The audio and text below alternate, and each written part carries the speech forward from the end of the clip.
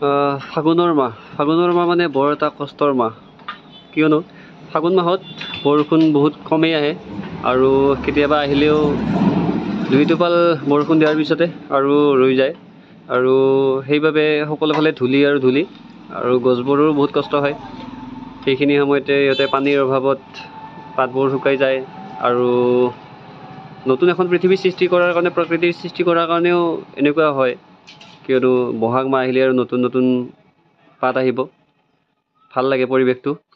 তো এতিয়া ফাগুনৰ মাহ চলি আছে যিহেতু গছবোৰত অলপ পানীৰ দৰকাৰ, তো সেইবাবে মই কি কৰিছোঁ, ৰাতিপুৱা যিটো চৰকাৰী টেপৰ পৰা পানী আহে, তো সেইখিনি মই তাতে তামোল গছত লগাই দিছোঁ, তাতে পানী পাই যায়। আৰু ইফালে আছিলে গোটেইখিনি বাঁহৰ গছ, তো এই বাঁহৰ গছখিনি এতিয়া গোটেইখিনি কাটি দিয়া হৈছে, আমাৰ ঘৰৰ কাষৰে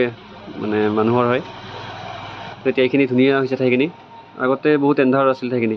এতিয়া পোহৰ আহে বঢ়িয়া, তো ভাল লাগে পৰিৱেশটো, আগতে ভাল লগা নাছিল। তো এতিয়া মই মটৰৰ পৰা পানী দি আছোঁ দুপৰীয়া সময়ত, তো এইখিনিত যেন তামোলখিনি অলপ সোনকালে ডাঙৰ হয়, সোনকালে ফল পাওঁ, তো এনেকৈ